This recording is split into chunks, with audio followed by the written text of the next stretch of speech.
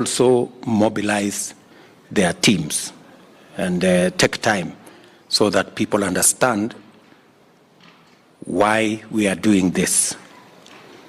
Because sometimes Parliament pushes back and say they have a mind of their own, and they tell us that they are an independent house and we should not give them lectures.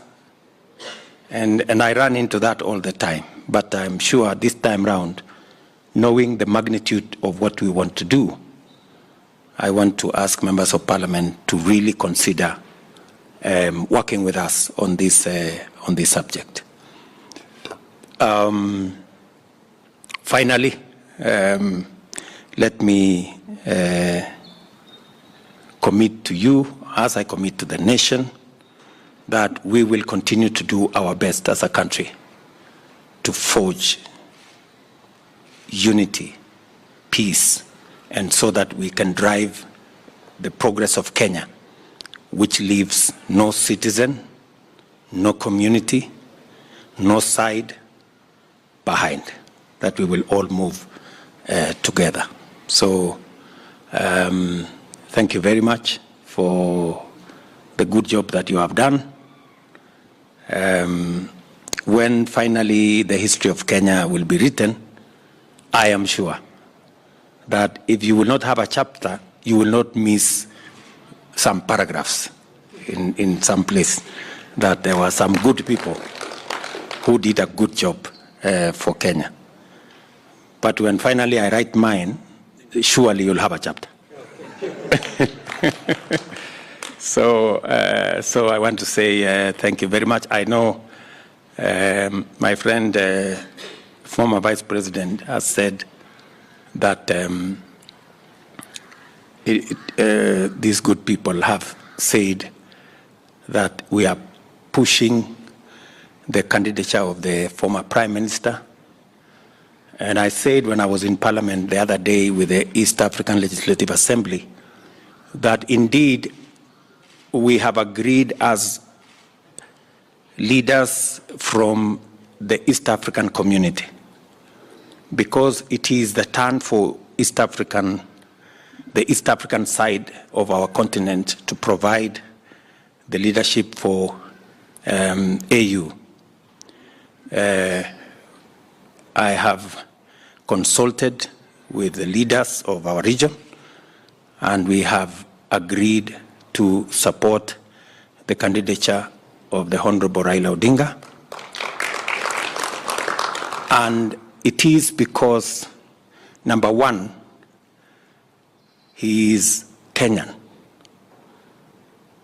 Number two, we believe he has the stature and the wherewithal to handle the affairs of that office.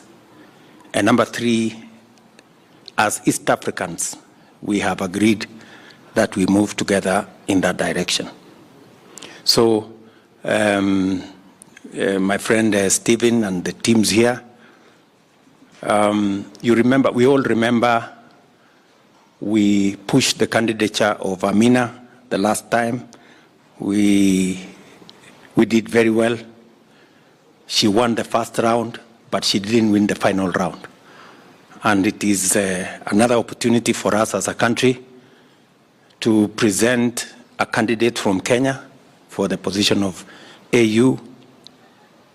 This is not about political sides. This is about Kenya. And we must always remember that there is politics and we have a nation. And when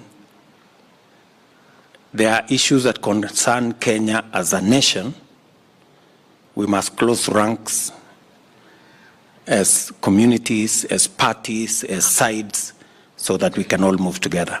In fact, we do not have as many Kenyans in international positions as we should. And we should change our strategy so that we can be able to get more Kenyans occupying positions in the international framework, because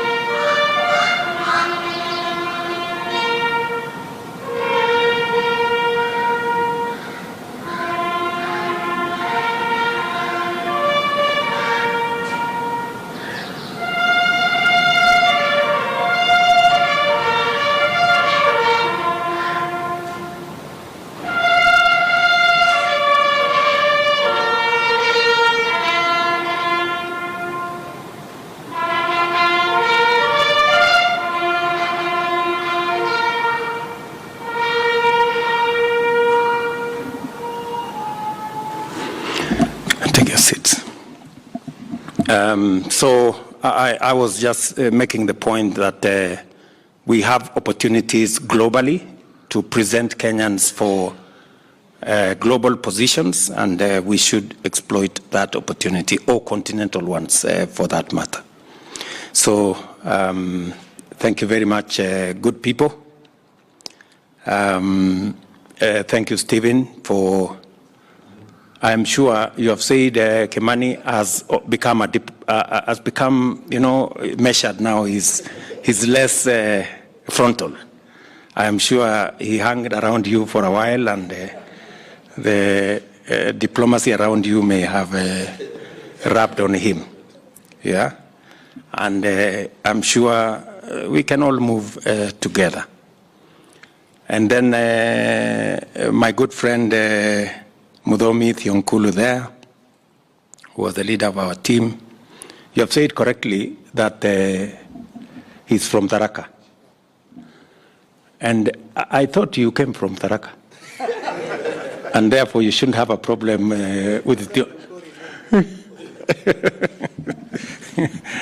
Yeah, so yeah, he's a good guy, yeah? Okay, thank you very much. So otherwise, asanteni sana.